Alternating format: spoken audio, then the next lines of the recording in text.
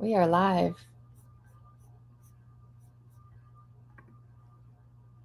Yes, we are. We are live. Hey, Erika. Hi, how are you? I am freaking amazing. How are you? Always amazing when you're in the business that we're in. It's hard to not think of Chris Silva when you say amazing, right? It is. I think about him all the time, and I watched his live today, and I was just loving the energy that he had walking a house that he just purchased up to. Yeah.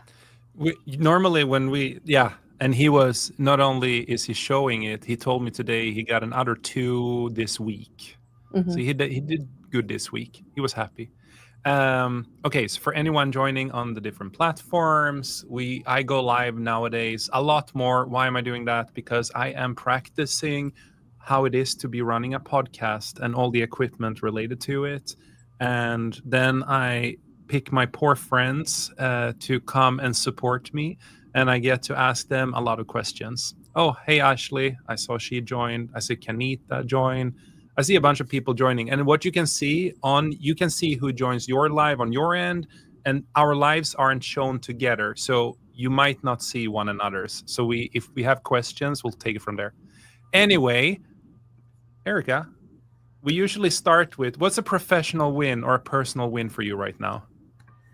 Oh my gosh, let's see. Well, personally, as you know, I'm focusing back on my health. I had been working on it for 8 years and continue to, although I let it slide a little this last year, I had to figure some things out. So for me personally, I've learned a few things in the last 4 weeks on this new program that I started that are going to help me a lot in life. So that's exciting for me. Professionally, Professional. um, the biggest thing today was I'll just give today. I had a conversation with a broker. They were wanting to push me to overpay for a property. I've made a couple offers on this property, gone back and forth on it. And I just went very direct with them. I said, hey, listen, the property's not valued at this. This is where the real value is. I have other options in my portfolio that I'm shopping with. And frankly, this one is just not there for me. So unless something changes, I'm not going up in my offer. And, I'd love to work with you. I always look for win-win. This isn't a win-win. I love it. One thing I've seen you develop while I known you is much more confidence. Like you know what you want and you know Mhm. what you don't want, and you are not afraid to say it. I think you knew what you want and didn't want before, but I've seen you using more radical candor and more directness. It helps in the conversations, to be honest. Yeah. Yeah, because it they become clear. They have to do a better job to please you, and they will work harder for it. Now you shouldn't be an asshole. You should just be very no emotions and just very direct. Well, and it's you have to not care so much that you care, right? Like that's kind of what it is, and that's how it was in this case because I was very direct out the front a few days ago when I made the second offering, and he came back and he goes, "Well, we want 2.5." I said, "We already went down this route. We don't need to have this conversation again. If you're just gonna do this game, it's a waste of my time and the seller's time." I And agree. and I left it, and he responded and apologized, and I didn't feel the need to placate him or anything like that. And I think that's a big thing for me. So you said no and you stopped explaining. I stopped explaining. That's the most powerful thing. No is a full sentence. I And you tried know that how before. hard that is for me, or I know, but how it's it has been super in the past. cool. Yeah, That's a massive win. And yeah, it saves you so much time, and it saves you so many back and forth and justifying and feeling bad about it. And like, no, you just cut to the chase. Time to move on. Next. exactly. It took 2 seconds. Why are RV parks the latest and greatest investment, and how do they compare to apartments? Oh, I don't think that they're the latest and greatest. I think they're a hot thing that people are more aware of right now. And why it's RV parks right now is you and I know this. We look at apartments. I've underwritten hundreds and hundreds of apartments this year because I'm in Vina Jetty's group and I'm running underwriting. And they're not penciling out. The returns are not great. They are in the RV park space. And the beautiful thing about RV parks is they're another asset class that is a multifamily asset. I would call it one, right? You're dealing, oh, it's more hospitality than it is maybe apartments. You have the option though. You can go the tenant route if you want and still make great returns. We're choosing to go the hospitality route and make even greater returns, I would say, in my opinion. But it's because of that right now. It's an accessible asset that is cash flowing. And that's the simplicity of it. What's the typical returns you're seeing that the investors can expect? When I look at RV parks, I would say I'm targeting anywhere between 15 to 25% cash on cash returns. When it comes to apartments, I'm seeing somewhere in the good range between 5 to 9% cash on cash returns for comparison. Yeah. And what about the return multiple, equity multiple? Every one that I've made an offer on is at least a 2-time multiple. Yeah. Yeah. Which is really hard to find now Really difficult in to other find. asset classes. Yeah, when I look at apartments, it's usually below 1. If I see a really good one, it's maybe about 1 and a quarter at the most. Yeah. Now I've witnessed you become an expert at underwriting them, and I've seen you do it like in seconds. Yeah. For someone who is getting into it and they want to start either just to understand RV parks or they are looking at learning how to underwrite them, where do you start? Oh, that's a really great question, and I could probably spend an hour talking on it, so maybe I'll try and be brief. Uh, First, you have to know what you want. So get clarity on that, because RV parks are like snowflakes. Every single one seems to be different. So you have to set your parameters around it and start targeting that. Do you want one that is more tenant based? Do you want one that is more hospitality based? Do you want one that has seasonality where it's in the north and it may have to shut down for winter? Or do you want one that's open year round? So make those decisions and decide what are the most important things for you to have in it. And then from there, you can narrow down that list and start looking at it. I would say for every person that I talk to that's interested in getting in this space, for me, it's start shopping the market. You go to the Cruxies, you look at what's sitting out there, you get an idea of the landscape of what's going on and educate yourself. And don't be afraid to contact the brokers and ask questions. That's what they're there for. And just start underwriting it, right? A good sheet that I use is Michael Blank. It works well for me, $150. And I use it on this asset class, even though it's a syndication model, it works. And you'll get that for life. So play with the spreadsheet. There's a whole educational video on it. Join a mentorship group that can help you, whether that's you and I are both in Sub 2 and in Multi-Fi Mastermind. Yeah, Both are great mentorships to be part of, where you can get an education and lean into the tools. I agree. So basically educate yourself, but also surround yourself with the right people. Yeah, that's the game changer. I think that's probably the secret ingredient that most people need to have. By the way, I have 3 other questions. Took 2 seconds, and thank you, Ashley, Jody, a few others. But I'm going to ask this first because this is the one I get the most. What's the biggest misunderstanding of RV parks or misperception? Oh my gosh, that they're trailer trash. Let's just call it Yeah, what it is. I think you and I had this discussion early on when we were talking about this asset class. And yeah, let's be honest, it's because they can be, right? Why does anything have a misconception about it? Because there's a 2% truth to it. yeah. So you But can they're not mobile homes. They're no, not run down. They're experiences. They're vacation locations, and it's family. It's a family focus. it can be.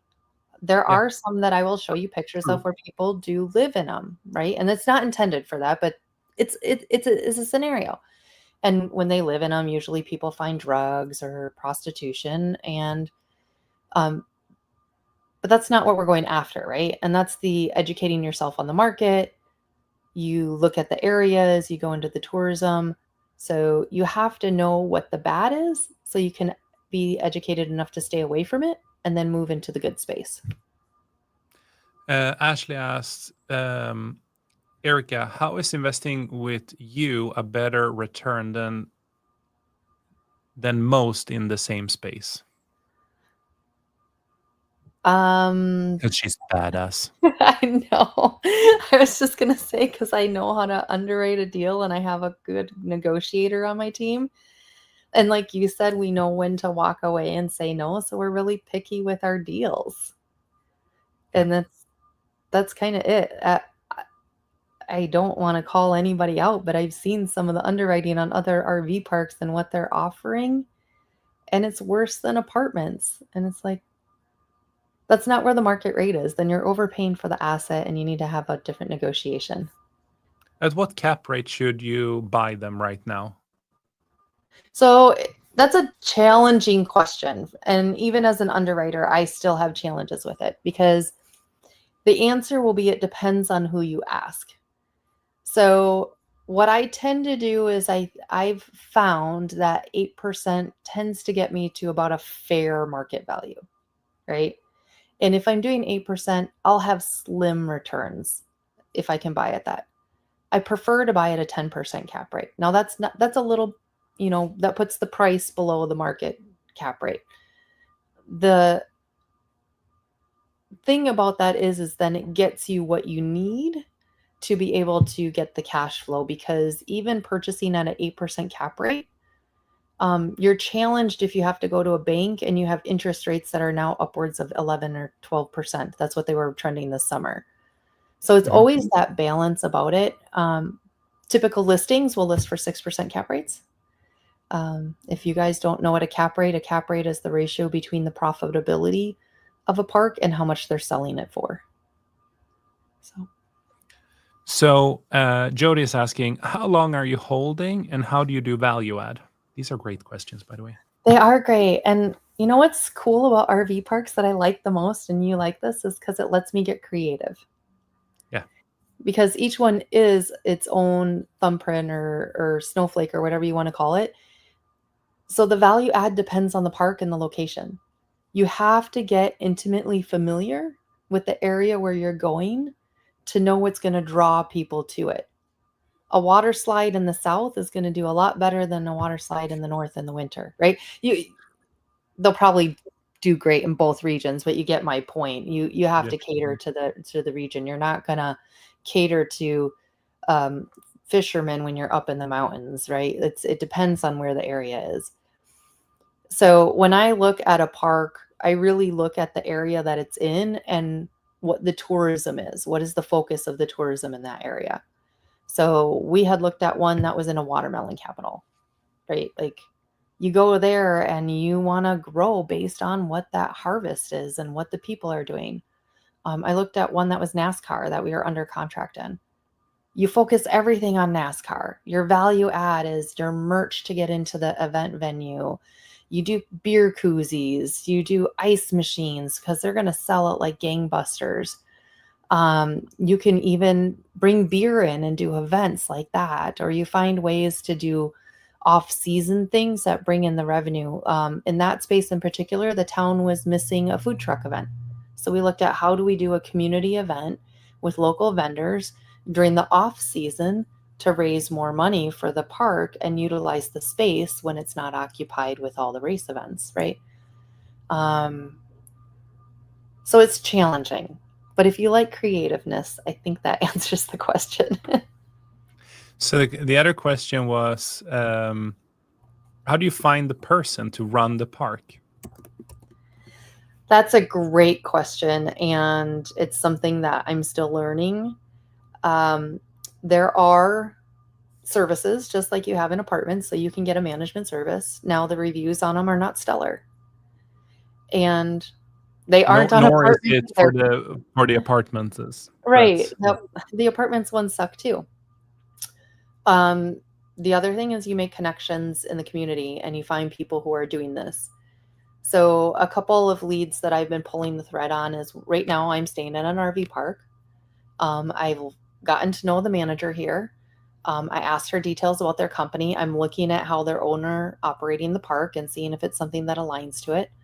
I talked to her leadership team, and when they were talking to me, the key points that came up that made them more of a candidate to me that I would want to explore further is they immediately brought up what you and I would do in EOS, or if you follow traction, and they use that as an improvement model. So they already had an improvement model with key metrics that I would want to track in place. I love that. I do too. And then I have connections where they had been in RV sales, and this person is now managing a park herself. So her and I have talked about what it looks like to come on our team, what value add she could provide, how she looks at running a park. So we talked about those details. And again, she came to me and she said, here's the key metrics, here's where the gaps are, here's how I would grow it. And I'm going, that's the thoughtfulness you want, right? So those are the people I want. Should you incentivize the person running the park? Should there be profit sharing? Should you just pay them a salary, provide them a home? Like, what's the thoughts? Yeah, there should be some sort of incentivization program. Let's face it, even in the corporate world you and I grew up in, people are incentivized to perform. Whether Yeah. it's your annual raise projections, whether it's a commission, whether it's a bonus structure, incentives help employees do better or managers do better.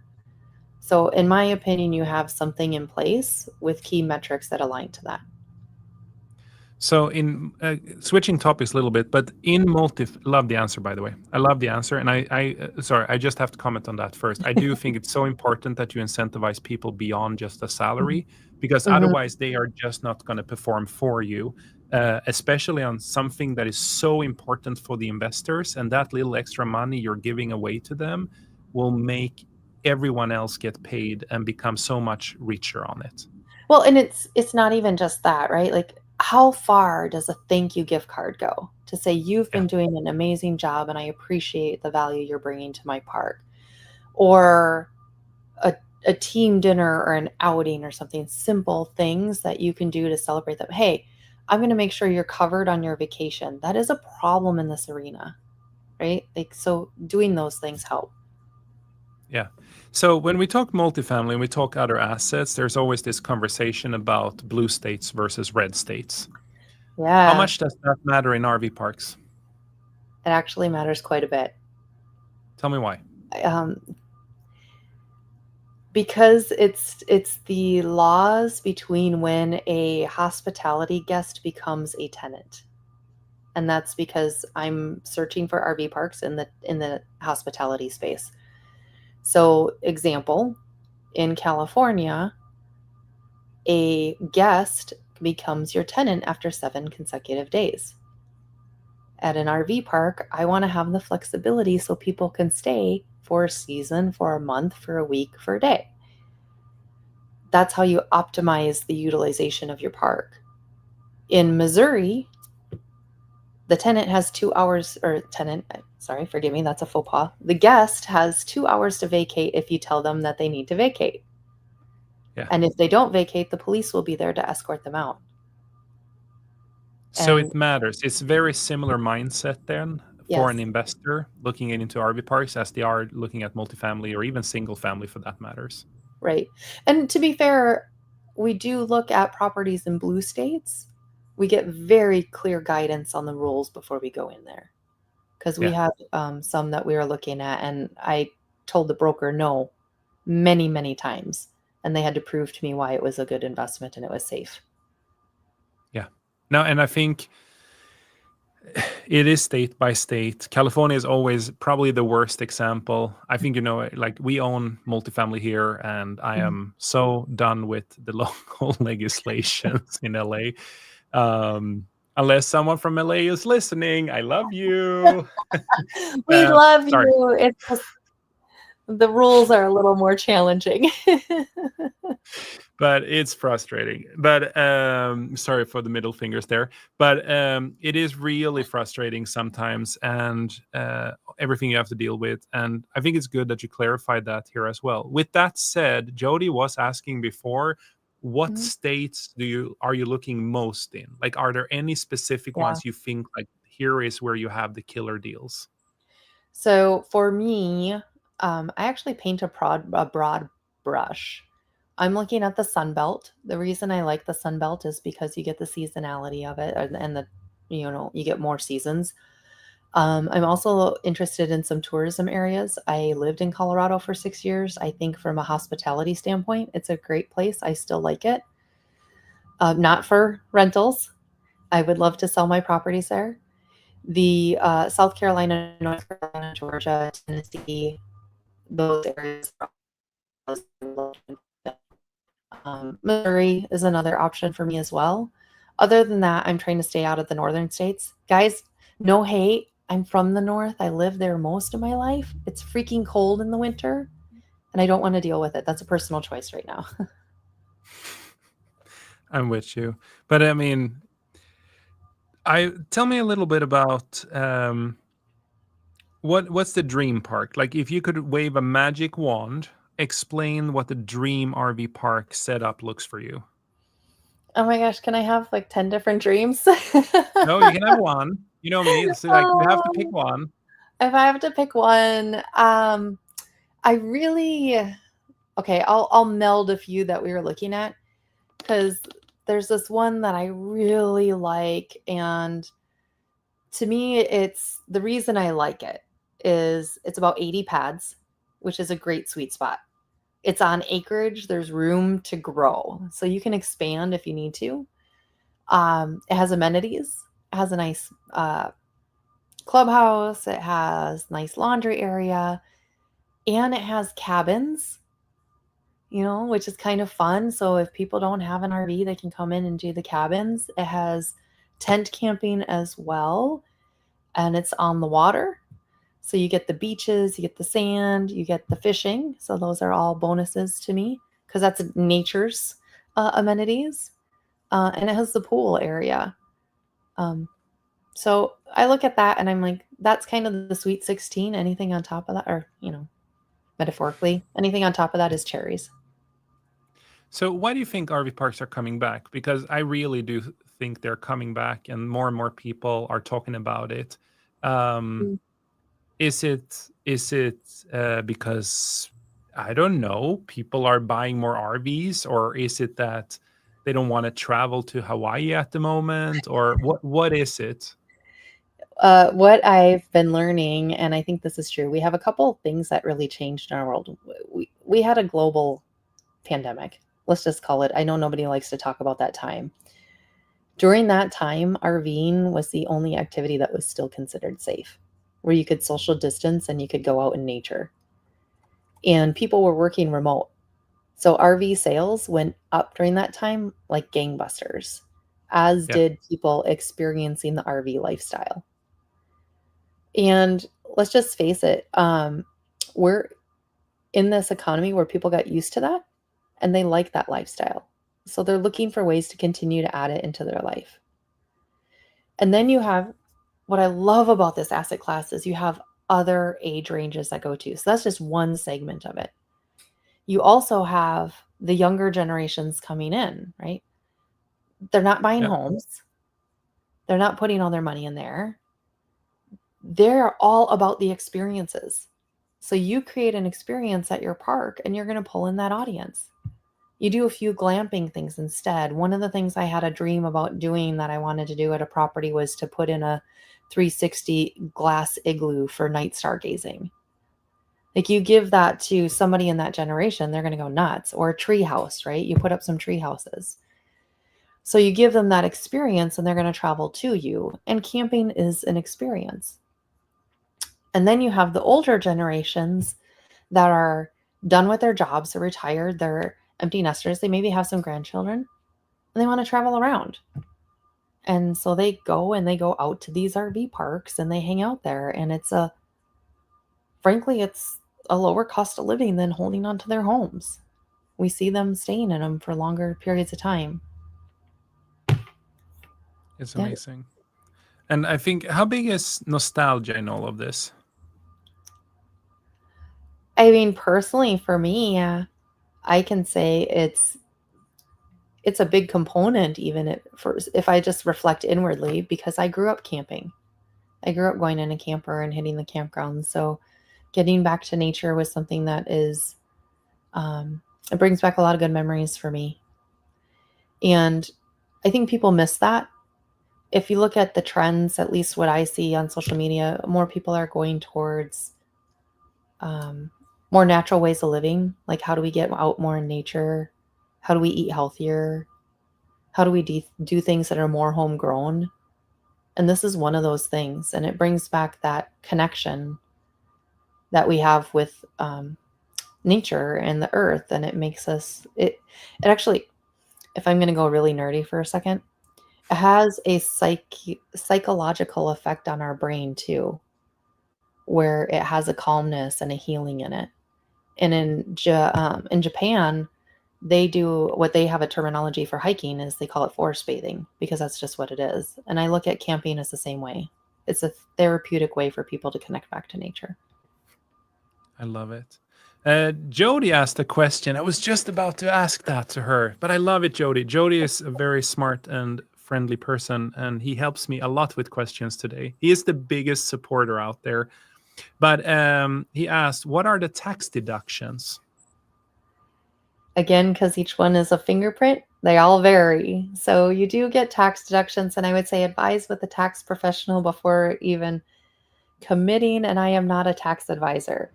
The things that I know about are there's building structures in place, right? So those things you can depreciate those assets. You usually have equipment, it depends on the park. I've looked at a rafting business before, so all that equipment becomes some of the depreciation expenses. And it's just basically the infrastructure of it, and it depends on that infrastructure for those tax deductions.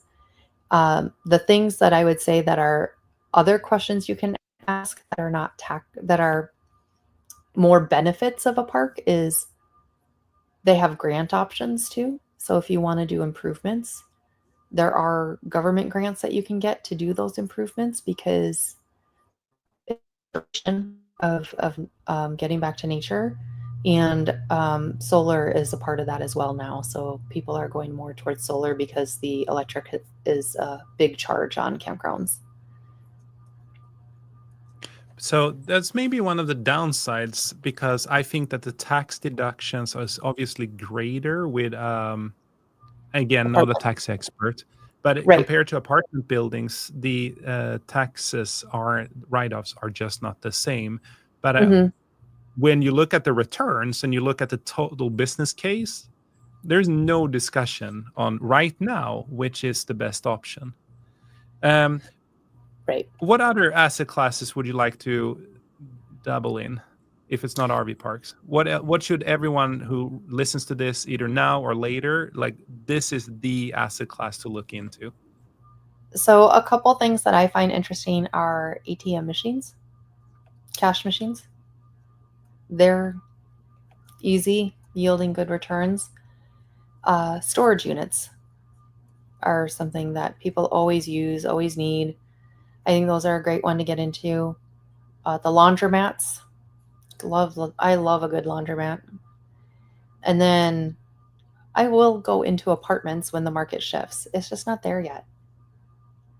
So it's I'm with a you. yeah. And it's you have to differentiate the you have to differentiate your portfolio. What's one question I didn't ask you that you wished I asked you that will make you either be show everyone how badass you are or how amazing you are? And while you answer that, I'm going to put up connect with you on Instagram.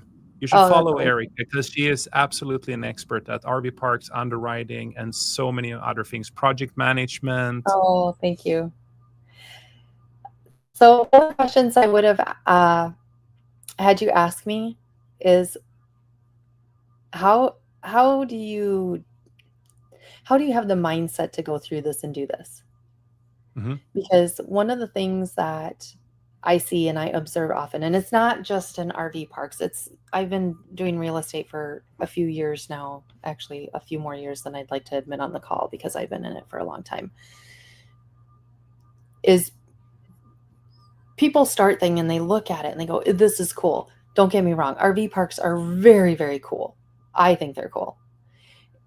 And they go, I'm going to get in. And they're going to go and they're going to get in and they're going to get told no. And then they're going to try again and they're going to get told no. And they're going to try again and they're going to get told no. And their underwriting is going to be crappy. And they're going to find out things about the assets as they're getting into them. And eventually they're going to give up. And it's usually a short window that happens.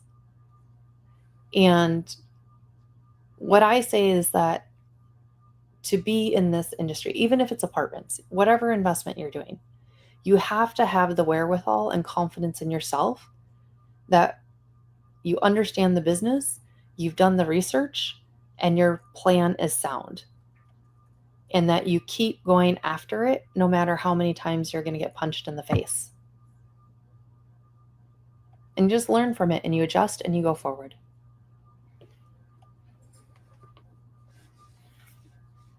Action, fail fast forward, Yes, quantity breeds quality.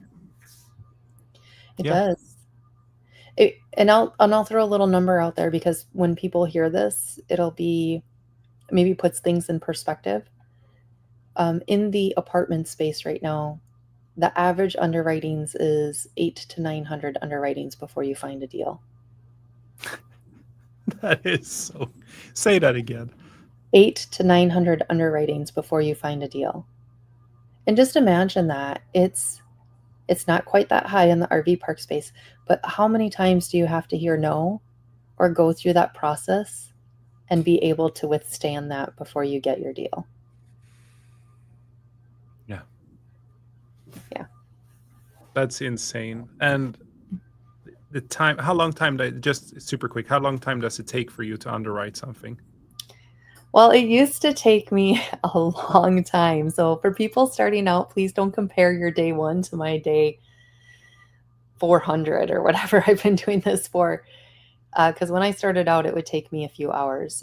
If I do a quick underwriting, I can have it done in less than 10 minutes. If I do a full underwriting where I'm looking at comps in the area and I'm looking at other assets that may have sold in the area and I'm doing that comparison, it probably takes me about 30 to 45 minutes now per asset.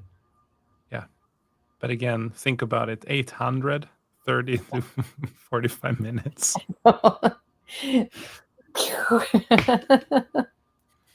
Oh my God. Here is a justification for AI in the future. But the problem is using AI is so hard because all the numbers you get from others, they're all over the place. There isn't a standard way of doing it. And it's going to be hard to actually solve it with AI. But someone sooner or later will build that product. They're trying. There's products out there. They're trying. It just can't. There's gaps in it still. It's not there yet. Yeah. Crazy. Anyway, I don't think I have more questions right now, and the questions calm down. But I have to say, this live become really good because it's a crash course in RV. Like if you wanted to get like the 20-30 minutes version of what to do, what not to do, where to focus, I think you dropped several nuggets, and I really hope that people listening either live or afterwards will really find this valuable. I love RV parks more and more because I'm a financial person. In the end, it's a logical number and a logical investment criteria, and it looks great. The second reason why I love it is it's more a business rather than compared to other asset classes. And Mm-hmm. because my long background being a CEO, leadership advisor, all of that, it's something I understand quickly how to scale without while others might be struggling. Yeah, I think that's a great point that you made because I think that's the falsity that people go into this with is they think it's like other asset classes, but it really is you are operating a business, so you need to have some business savvy in this and understand how to build and operate teams. Yeah. Yeah. And it's scaling it and delegate, elevate. It's a different concept. So I think if you're a business owner listening to this, I think don't underestimate the skills you have in leadership and how they can be valuable here. And Ashley asked if I'm going to build that software. I'm not going to build that software. It's too niche for me. I looked into it a while ago, but then I was like, just the data crawling to just figure this out. Like, no, not interesting for me. I am building another software. I can promote that a little bit here. You can go to betterwaytobuild.ai if you want to be part of that. That's also within real estate, but it's not related to underwriting. Anyway, I'll wrap it up. Erika, thank you so much. Thank you. This was fun. Let's do it again. We will do Have it a great again. night. I can't do the heart. I don't have the. I'm sitting. You can do the heart because you're on a Mac. I'm sitting on my PC right now. Anyway, I'm going to end the live stream. Thank you so much for taking the time. Thanks, Thank you so everyone. much for sharing all the knowledge. And yeah, You're have welcome. a happy Thanksgiving. Happy Thanksgiving, everyone.